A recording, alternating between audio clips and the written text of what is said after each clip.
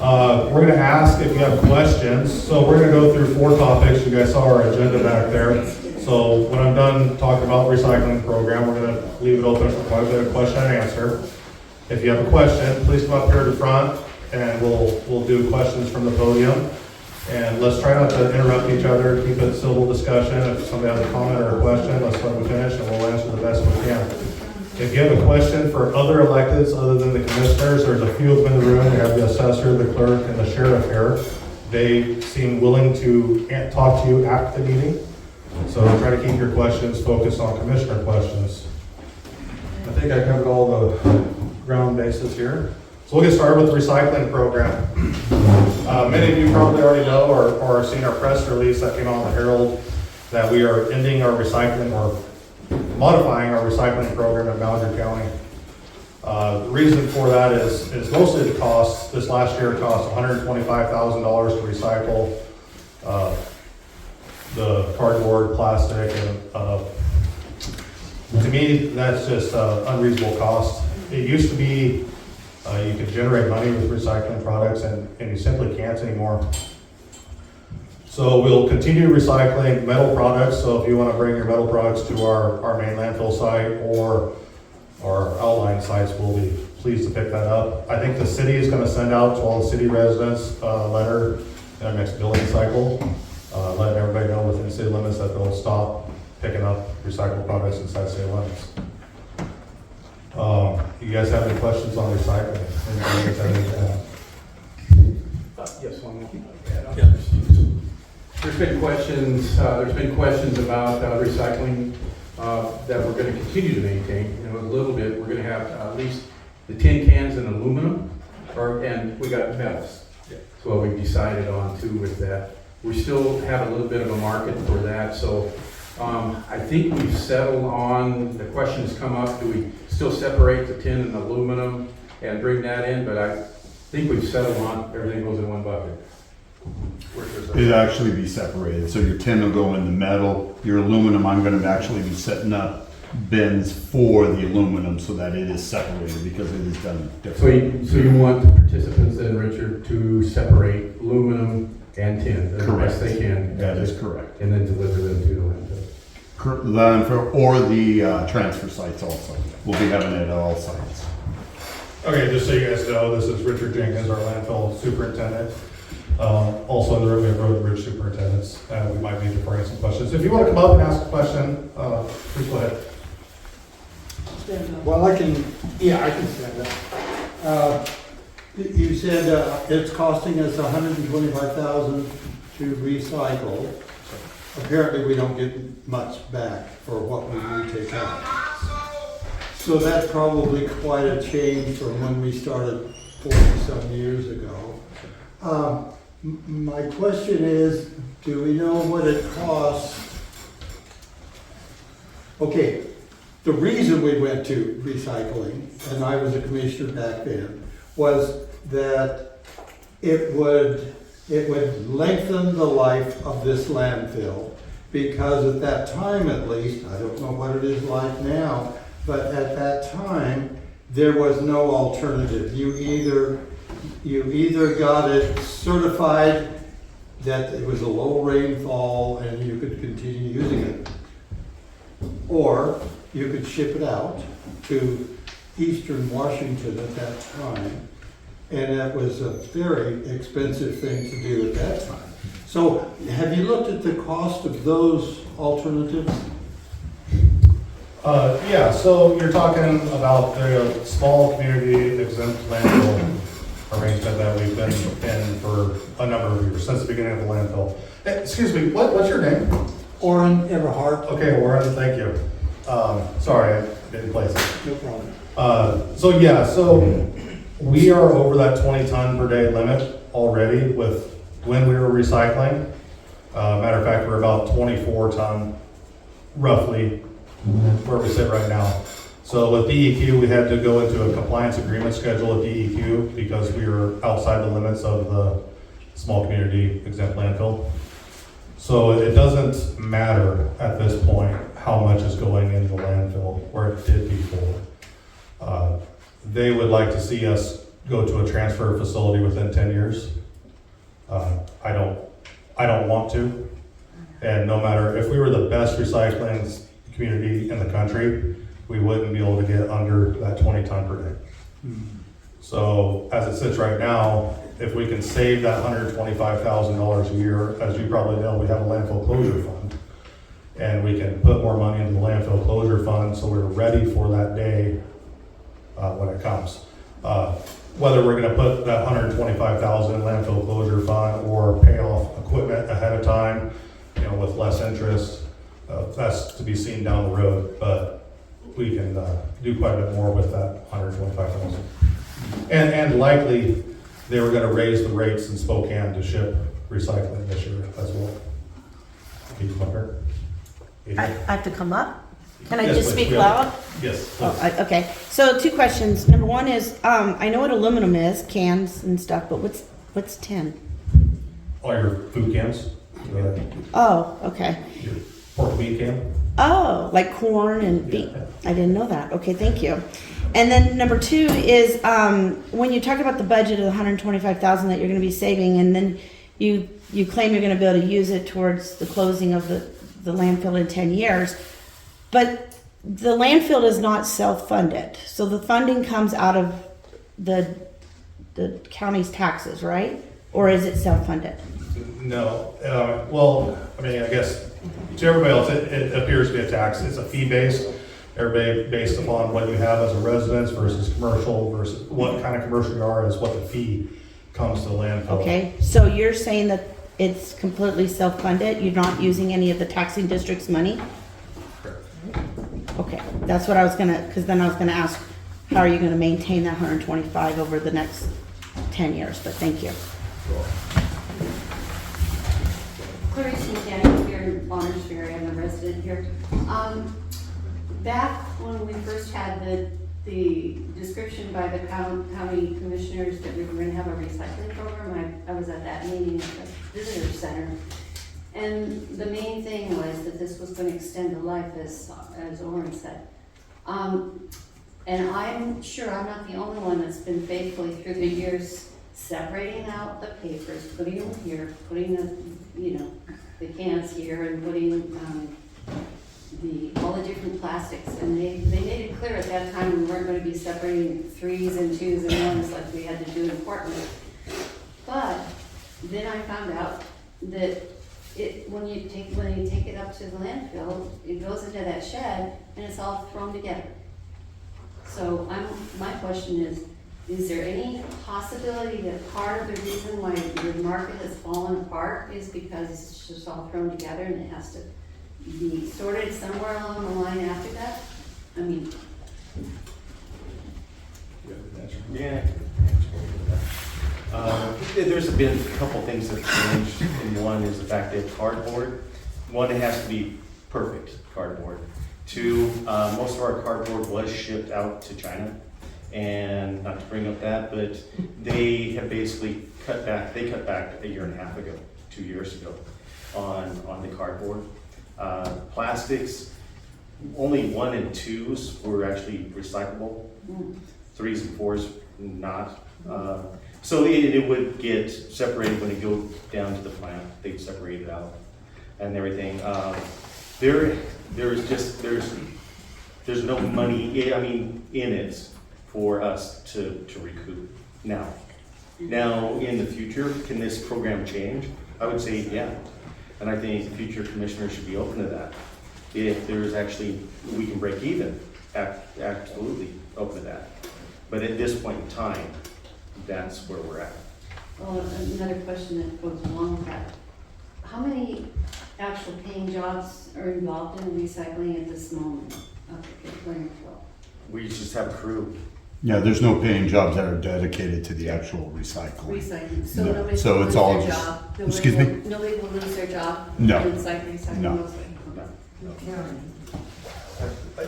I can actually add a little bit more to that, this audit that we got from Waste Management in Spokane at the recycling facility.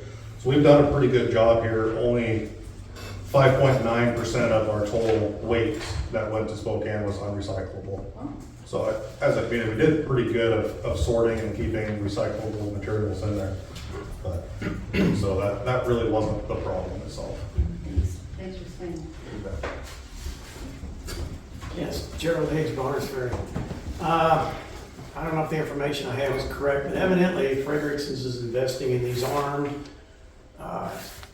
got an arm that picks up a container, and it's going to be automated. So my questions are, when is that due to be implemented? Approximately gallon-wise, what is the size of the container? Because we were limited to 30 gallons because of the weight and the carrier having to pick them up and dump them. And is that just something for the city, or is this going to be a countywide, the way Fergus is going to do it? Or how? So, it appears to me that you're asking, some city and independent contractor questions. Us as a county, we have no involvement in that side of things. I can answer some of the. If you will Sean afterwards. Frederickson with Frederickson's Hey, Garbage. Sean, Yes. you want to talk to him afterwards? Yeah, I can do that. It would keep it to commissioner stuff. Yeah, no problem. Please and thank you. Any other recycling? Yes, sir. Yes, it says here, decreasing participation, is that on our part, on the citizens' part? I think if you look at the percentage growth in the community versus how much is recycled, there's a part to be played there, but if everybody recycled 100%, it just costs us that much more. We're not getting anything in return. Only thing we'll get in return is still those metal products, those aluminum cans, the tin, and obviously the heavy metal in the metal pile. Those are money generating objects. Cardboard, plastic is a losing venture. I think this is my last question. Okay. What kind of extension for the landfill will this allow? I mean, will this give us a few more years if we stop doing it? No. How will that affect that? I wouldn't say it's gonna extend the life at all. A matter of fact, as far as what you can put in the landfill, it would shorten it over the length of the landfill. But the reality is that compliance agreement schedule with DEQ, they want us to shut it in 10 years. We are getting a engineering study completed this year, hopefully. They're working on it right now to look at the longevity of the landfill and landfill closure plans. So until we get those numbers, we don't really know. We're shooting at the hip on some of that until we get the real numbers. Yes, sir. Yes, it's based on weight. What's your name? Ivan Waddell, Filters. We're a general contractor and we generate a lot of waste, but we have our own recycle program for the last 15, 20 years. But what I was wondering is it by weight or is it by volume? In other words, real heavy items, if that was to be implemented, like glass and some of the other things, would that help extend? Want to talk about glass recycling? Glass recycling, DEQ does not want to even address glass recycling, repurposing better yet. I would like to see glass bottles, windows, all glass repurposed, and they don't want to address it. Other states also will do that. They'll use it, they'll crush it, use it for road base, and then cover it and everything. But they said, no, it's dirty. You can't do that. So. Well, then, if that's true for DEQ, that would be across the board for all the states, and it's just this state. Well, I'm sure there's other states that don't allow it also, but It's a this, state thing? our state, It's yeah. kind of a state, okay, thank you. Yeah, to answer a little bit more of your question about volume or weight, all these numbers are based on per ton from the recycling plant. So the way I interpret it is that they kind of want you to expedite the closure date then. Yes, so let me back up a little bit. DEQ, Department of Environmental Quality, is a state agency closely tied to EPA, federal agency. They basically copy paste the rules from EPA to DEQ. And you are correct. So we're a kind of a unique landfill. We don't have a lined landfill.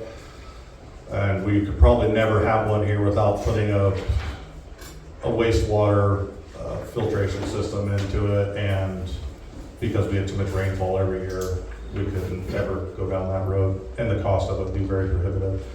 So what we're looking at is trying to extend the life of our landfill as long as we can, along with this compliance agreement schedule that can be renegotiated as the time gets closer.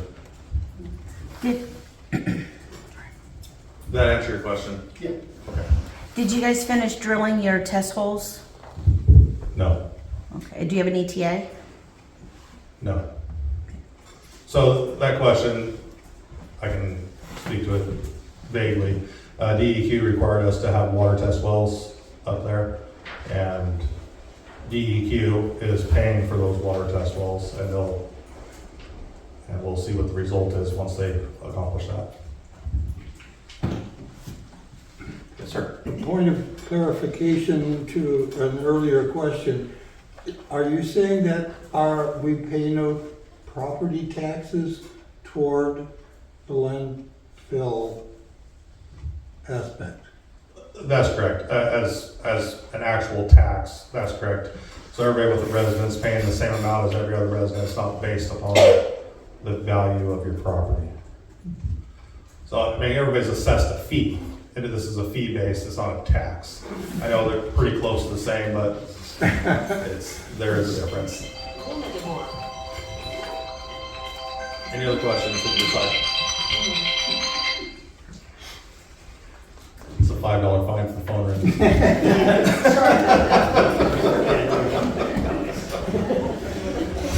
You guys have any other recycling questions before we move on to our next subject? Yes.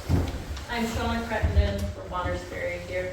I'm part of the Community Thrift Center. And is there any way as citizens that we can keep stuff from the landfill? Like, is there any programs or anybody that we could collaborate with to stop some of the items from going into the dump so that we don't have a closure? You guys have the answer for that? I'm sorry, I don't have a good answer for that. I haven't seen any programs available out there for anybody else, but if I ever find one, that'd be a great thing. So I know us at the community thrift store, we are right now collaborating with Sandpoint, and they are taking all of our clothing and they're baling it so that we're keeping it out of the landfill.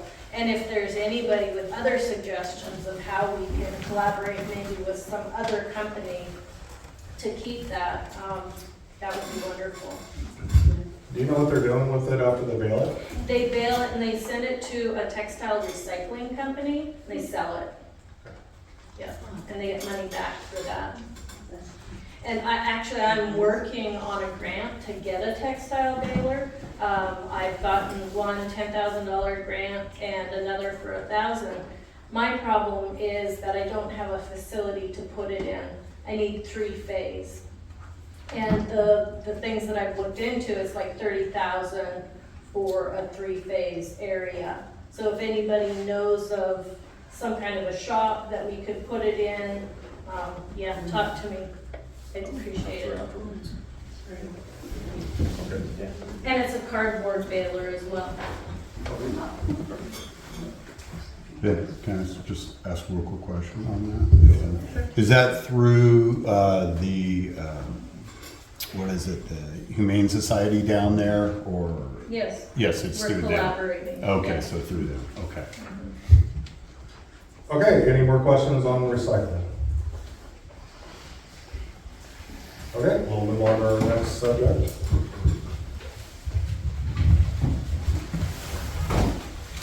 Road bridge projects. Just some good stuff right off the top anyway. We got 224 county roads, approximately 355 miles. Hard surface roads, 150 miles. Gravel roads, 205 miles, and we have 40 bridges.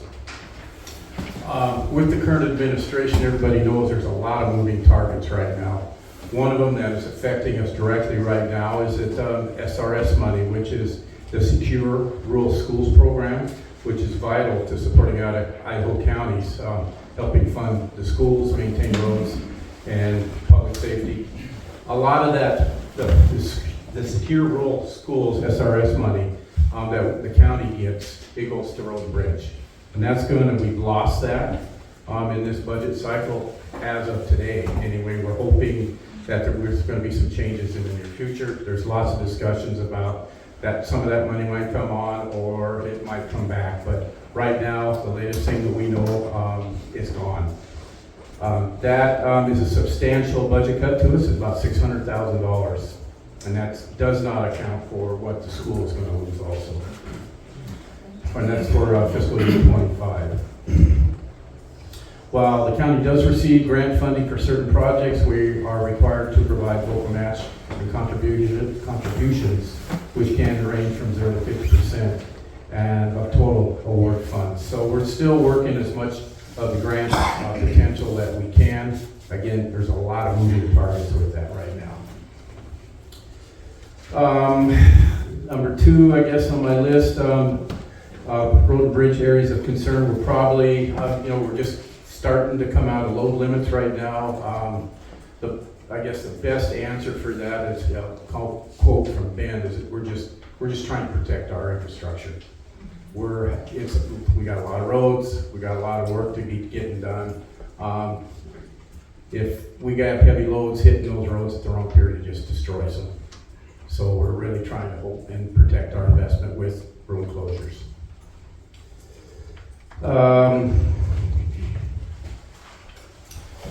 Kind of in the impact with it's going to impact some of the areas that we're going to be working on here when actually the repair season starts here. At this moment, we have 5 vacancies in road and bridge, 4 equipment operators and 1 mechanic. So everybody is looking for people. And that's real critical. That's about half of the road and bridge field crew. Just recently, the guys are getting the crusher ready to go. So it looks like the first on the list, anyway, is in the vicinity of Farm to Market. That's going to be the first one hit. And some of the roads out in Copeland. Farm to Market this year is just disintegrating. I don't know if anybody's been out there. It's in really rough shape. It just depends. If the guy's trying to educate me too on it, you just never know how the water is going to the freeze cycle, everything else is going to affect the roads. We've had some that they were talking about. You could walk down the blacktop and you could see it moving. There's so much water underneath. So of course, in that process, if you drive any heavy equipment on it, you're going to get a lot of damage. We have been passing on the permits which are free that Road and Bridge has handed out for heavy loads or some of the heavier loads, and we pass those on to the sheriff. So if you see anybody with full looking loads, log trucks, trees, whatever, again, we're coming out of that cycle, but we're working closely with the sheriff's office and you can pass that information on to them and they would know pretty quick if that's actually a legal load or not. But protect our investment. And that's pretty much it. We have a lot of other projects that we're going to be working with, working on grants, a lot of stuff coming on. I guess one of the other topics here, I guess, is, if I get my numbers correct, Riverside 1B. And we're hoping that that's going to be coming out here pretty soon. That's the part of the Riverside Road that's going to be rebuilt from the Deep Creek Bridge to the West Side Road, kind of wrapping around a little bit. So that's been on again, off again. Again, working through some of those grants. I think it's looking real positive that sometime this summer here, we're going to see progress start. Any questions for me on Road and Bridge? Yes, sir. Well, one question. I saw an article in the Herald about the closure of the wildlife refuge. Mm-hmm. Will access to Myrtle Creek Falls be open through the summer or not? I would say it's going to be open, but again, that's going to be part of, it's right there where they're going to quit, if I remember right. So access to it might be somewhat difficult, but I'm assuming that there's going to be off again, on again. Yeah. But that's kind of at the terminus of the construction. Gerald's right there, so. Thank you. Yes. I think the 5 openings with Road and Bridge is a reflection of the pay rate. Mm-hmm. It's really something we need to be discussing this budget year coming July. I know I've beat this horse dead with you guys, but I really think that it's time for pay raises. Not even just in road and bridge, but across the county. So we agree. Let's just start there. That the pay rates across the county are a problem, whether you look at the road and bridge or the clerk's office, assessor or sheriff, you know, it doesn't matter what department you look at, it's a problem. I would say over the last 2 years, we've been ambitious trying to raise the rates, but we're limited to a 3% budget increase per year. And if we had our budget in front of you, I could read you the numbers, that the vast majority of our money goes into wages and benefits for the employees. I think there's a little bit of an offset. We pay 100% of the employee's insurance, where most places do not. But we are aware that you can't eat insurance, you know, doesn't pay the bills. The last 2 years, you know, we've given longevity raises, so trying to keep that experienced employee in the county. So their wages have gone up, if you had 10 years or more, $4 in the last 2 years, which is pretty substantial for government pay raises. We were pretty proud of that, but we got to work on our base rate increase now. How that looks with some budget shortfalls and uncertainty, we don't really know what's coming down the pipe, but we're gonna do the best we can. The dispatcher in Bonner County is getting paid $6 more an hour. So we're not talking $1 or $2. Oh, absolutely, but there's, the reality is that there's not enough there to raise it that $6 an hour. It might be You know, time. we could look at one department and raise them up, you know, more than the rest, you know, give a base cost of living to everybody in the county and take one department and raise them up, but then we fall further behind on everybody else too. You know, I don't want to sound like those, you know, typical politician and blame people of the past, but I'm going to, that we're here because of lack of raises in the past, not keeping up. And there's some benefit to that. You know, that keeps taxes down. That's a big deal. But I look at government and government efficiency. I know that's a little bit of an oxymoron in today's world. But if we're not efficient with your dollars, with quality employees and getting the jobs done, then what's the point of any of it? So we're doing the best we can, and I think we intend on doing what we can for the employees this year. Okay.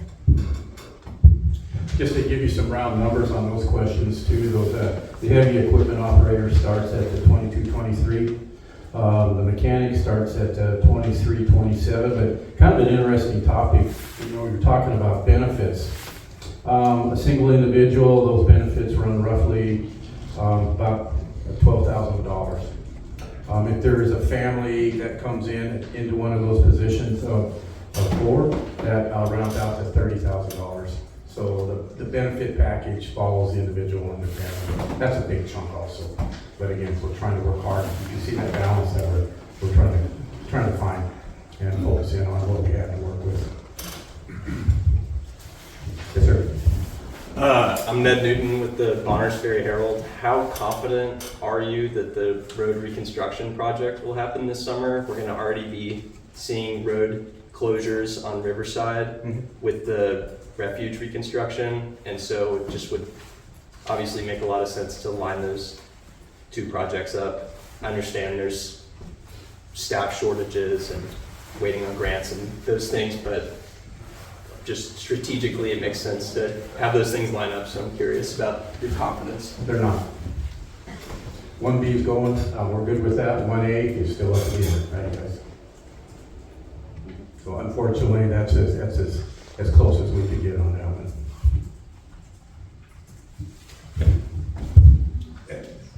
I think you kind of alluded to us doing the work ourselves. It's gonna be a bid project, contractors doing that work as well, the county won't be doing that work. Elaine Quinn, Market Springs. How far off would you say you are from the 3% if you were to try to get the county employees up to a decent wage?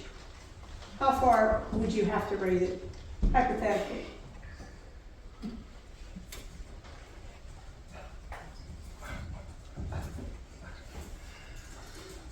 I don't have a good answer for that.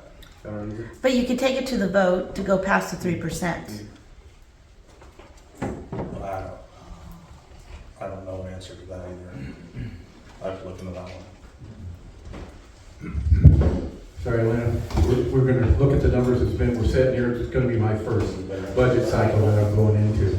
We're gonna really plan on trying to, we've already discussed that, trying to move those wages up.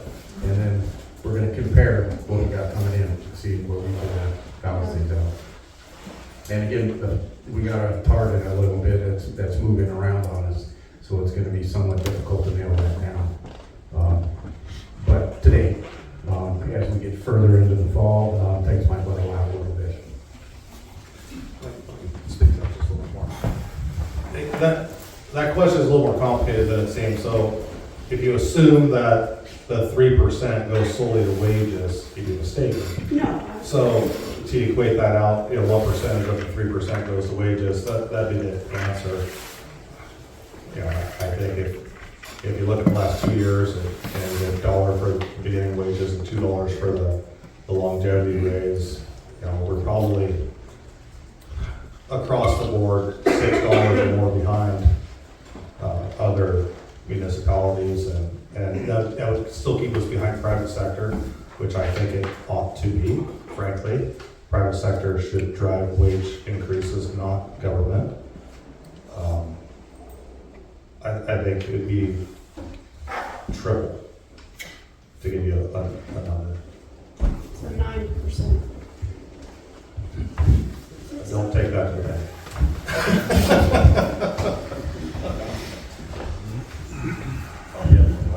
Yes, sir. Maybe you could look at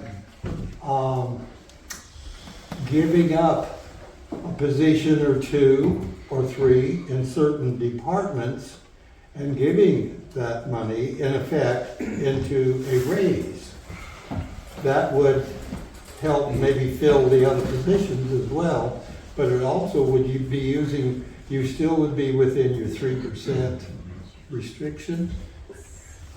The funding right now, again, is this is my first budget cycle that I'm going into. Every shop is lean already. Right. And we have, so there's not a whole lot of room to move and eliminate positions without having a tremendous impact, and you're gonna lose ground. And our population will not get any smaller. And it's not getting any smaller, the roads aren't getting any shorter, so we got a lot more people and the places to be working with. Yes. And the reality, guys, is, I've been doing this for 3 years, coming to these board meetings, and we might like our low taxes, but we're kicking the can down the street is what we're doing. Okay. No, I'm just agreeing that we need to look into this.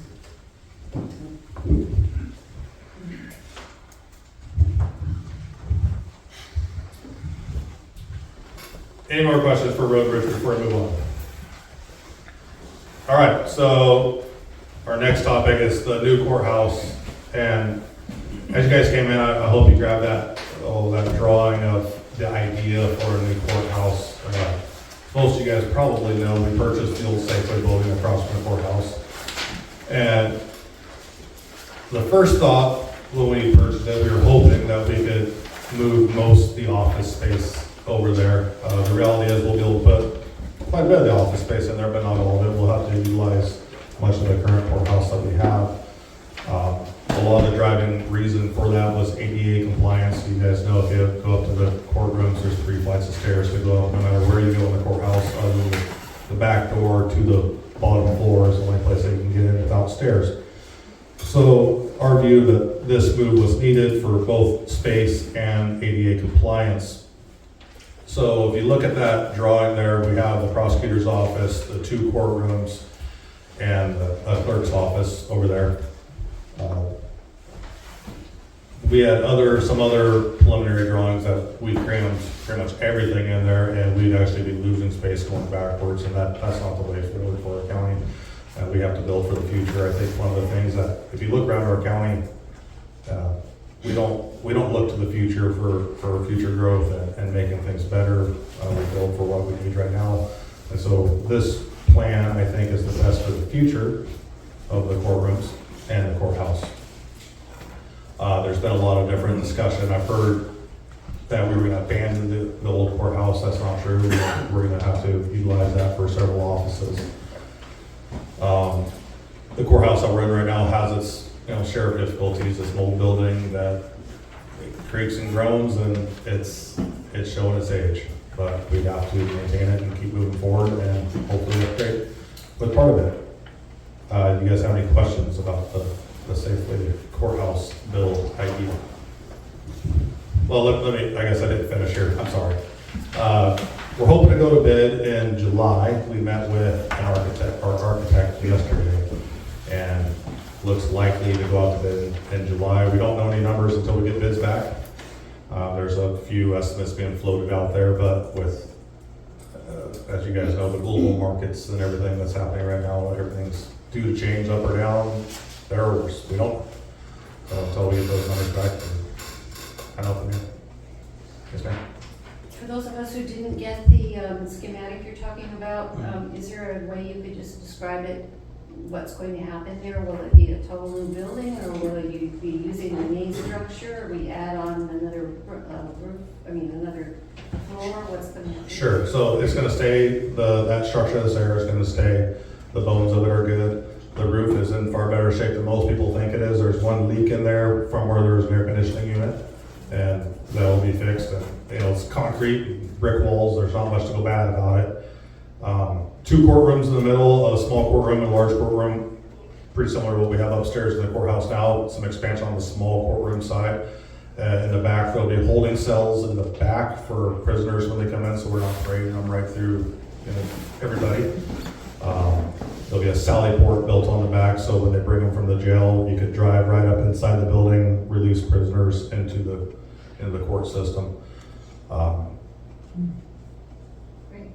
On one end, there'll be the prosecutor's office. On the other end, there'll be a clerk's office. Up front, there's a large hallway, so you can access up and down to get to all the different office spaces and courtrooms.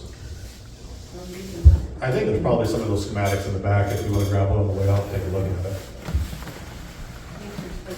Yeah, I don't know if I did a good job of explaining it, but close. Maybe.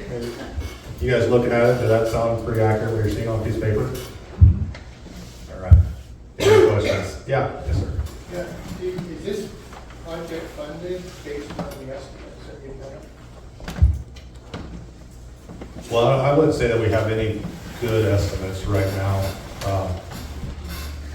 Nobody's willing to give us a solid estimate at the moment. So I guess I don't know. We have what's called LATCF funding that was given to the county 2 years ago. That's been drawing interest that we're hoping to complete this project with. And on those schematics, there's some dark shaded areas on there on both ends. Those are possible phase projects on both ends. So maybe do phase 1 of the courtrooms, phase 2, the office spaces to the sides. But until we get the numbers, we don't know what phase is going to go first, or if we can do both or not. That's kind of a preliminary idea right now to utilize that space. Did that answer your question? Yeah, just wondering if you had any money available. Yes, we do. Okay. Yes. Do you want to? It's kind of a follow-up. Thanks.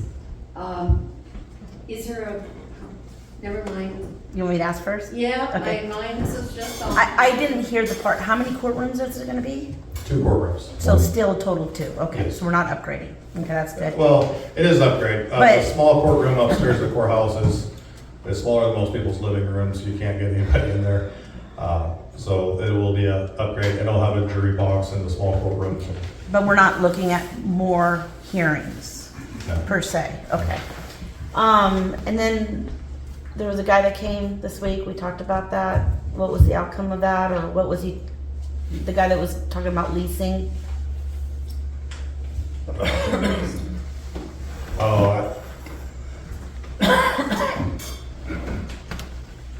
There's no outcome of that. So the question was, there's a system in place for municipalities to potentially sell a piece of property to a bank. And you can do a 20-year lease with the bank to lease purchase your building back from them.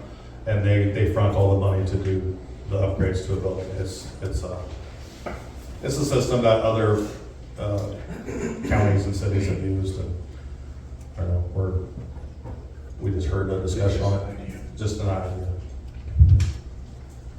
Yes. If I remember my question, is there a connection, do you think, between the lack of estimates for this project and the way things are going financially right now in the world and the country and so forth? Questions about how much things are going to cost next week or the week after? Is that the factor in not getting estimates from folks? Oh, I think so. I think the architect had a lot of uncertainty yesterday about pricing. We just, nobody knows. Any other questions? All right. Okay. I don't know how many of you know that we've been working on this for about a year and a half or so. Acquiring the old North Hill, I don't know how many people know about where the old North Hill is in the room. I've been a lot of people that don't know about the old North Hill and the fact that the mudslide that happened on it.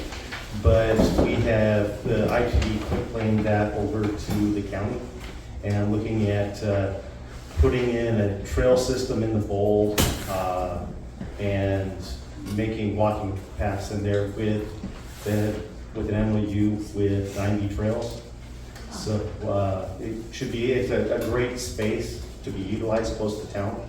Hopefully someday we can get connectivity all the way from the 3 mile area all the way to town using it. The old North Hill will still be open.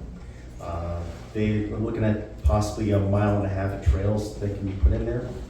So yeah, it'll be nice green space for everyone to use. Yeah, it's not costing us any money at all. It was just a conversation with ITD to have. And hopefully we'll get the Jersey barriers moved so people can stop walking alongside the road to get to the old North Hill. And there'll be a walk path that will connect with the sidewalk, so it'll make it safer. It's a work in progress and everything. I'll touch a little bit on something that wasn't here. We also acquired the 5 acres down by the Riverside field and looking at, through grants, hopefully expanding and making a rafting dock down there. So then we can get the rafters, the kayakers off the main boat launch in town and put them on that side of the river. And make them even more, green space and walking. But that's a total work in progress and everything. Yep. Cool. That sounds wonderful. As a resident, I'm really excited about what you just told us about the possibility of green space and parking and walking trails and stuff. In the process of you having this wonderful relationship with ITD, any chance you could put in a little plug for us having a place for people to pull off safely along the way out there and be able to take pictures of this gorgeous, gorgeous valley that we have? Oh, off the right side of Yeah. the hill? Ooh, I doubt that. Somehow or other. That's a conversation I haven't even come close to having. I mean, I'm looking at the fact that the bottom, where people park at the bottom of the old 95, that being taken away and that being closed off because it's not safe for people to park in there. They back out on the highway and everything. There's a piece of property down the hill that ITD owns on Lake Todd Street that could be a parking area for people. But as far as on the right side, yeah, I've seen people that pull off the side and everything. Scary. Yeah, and everything. Well, okay, then would it be possible to have in connection with that beautiful green space area and the walking things, have some kind of place in there where people are going to drive to it No, safely? no, not on the old So one. there won't be any access by motor? No, Yeah, all right. no. Yeah, Yeah.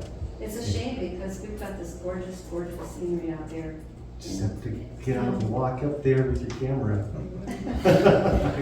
Talking about people driving through to remember it by and all that Right, stuff. right, yeah. There's been talk also on the old part of it, but I don't know if this will happen or not, having disc golf, going down the old North Hill and pavement outside of it, but that's just a concept and everything, so. Yeah, any questions about it? I'm gonna slaughter my terminology, but a few years back, I think with the last commissioners, there was, basically you guys were told that you could not go after any grants for Park and Rec because of the issue that happened down there on the riverside. Has that changed? Have you guys been able to convince them? That was over here with the mill property, and that the county does own that. Yeah, but the state said that they weren't gonna give, I'm slaughtering this.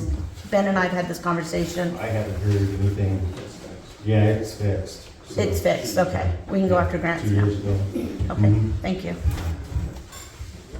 Any other questions? All right, thank you.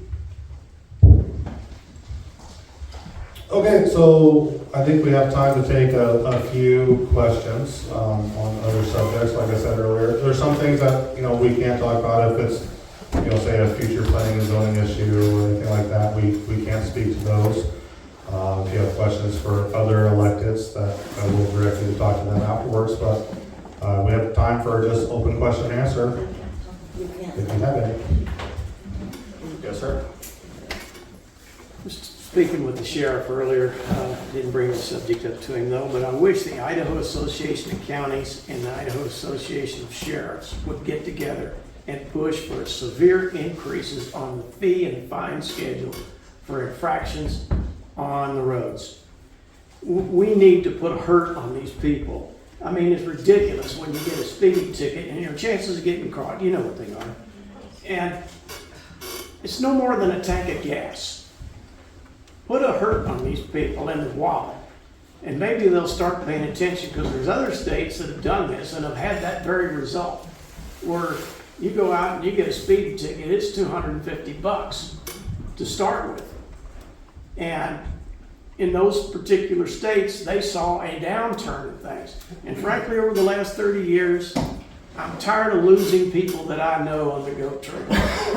It's been a lot. I can't even count them all at this point.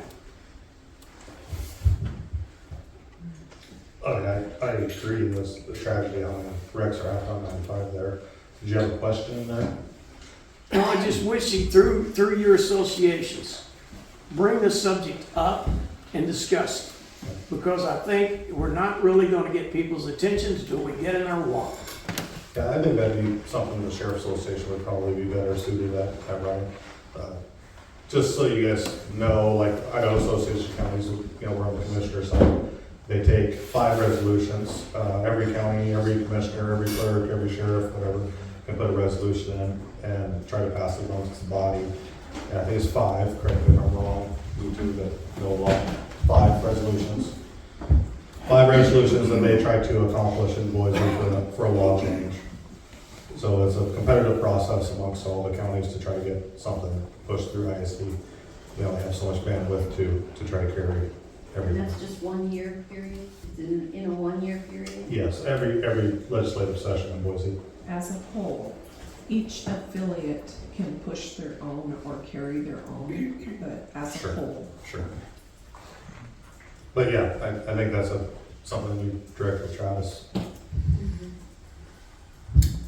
What other questions? Yes. Have you considered parsing out the road and bridge department to its own highway district? Is that something you guys have considered? Because you wouldn't be limited to your 3% tax increase. Yes and no. That conversation's come up a few different times. It's been a while ago, we talked about some numbers on that. So that process, it would have to go to a vote, and everybody would have to want to create a new taxing district for it. How it sits right now, that almost zero local taxes taxes go to road and bridge. The only thing we levy for, Glenda, correct me if I'm wrong, is bridges. Because if we do roads, we end up having to share those monies with the two cities, Bonners Ferry and Whitehead. And when we did the numbers, that's probably close to 2 years ago, we'd be behind at road and bridge if we actually did that. So there's definitely some benefits and drawbacks to it. Same with the taxing district. If you did that, you'd be in that same situation. Whether or not the goal would be to include the city of Bonners Ferry in that highway district. That's a possibility in that. And so it does confuse some things, but it's definitely possible. I don't know if you're actually going to get ahead of where we're at now. It's not a very clear answer. So yes and no. We have looked at it. Yes. Tim, did I misunderstand you? I thought I heard you say that the county owns the old mill?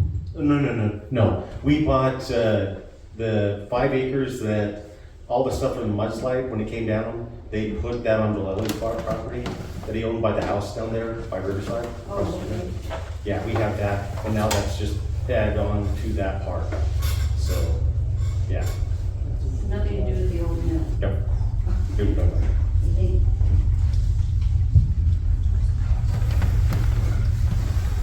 Yes, sir. Do you know anything other than speculation about the PILT, the payment in lieu of taxes that we used to get from, or maybe still get some each year? That's still in the works. It looks like, last week, PILT is still coming. PILT doesn't come till June. SRS would always come in February. So PILT we're still anticipating, and we have received PILT each and every year. So, again, cross our fingers that doesn't disappear between now and then, so. Yeah. Because that's a bigger hit. Yeah, that's good guess. I'm curious how many people in the audience knows what PILT is. Okay, it's payment in lieu of taxes, and it's for the national forest that we have. I've been back to DC the last 2 years to promote PILT. There's the other, well, you get to the other side of Mississippi, people don't understand what PILT is. In the states over there, are getting really tired of PILT, to be honest with you. And they don't see why they should be paying it. Olivia's smile. But it's true, even though they might come out here and pay all the national forest and everything, we don't get any tax money for it. So yeah, it's a struggle. And I would say some point in time, it'll probably change.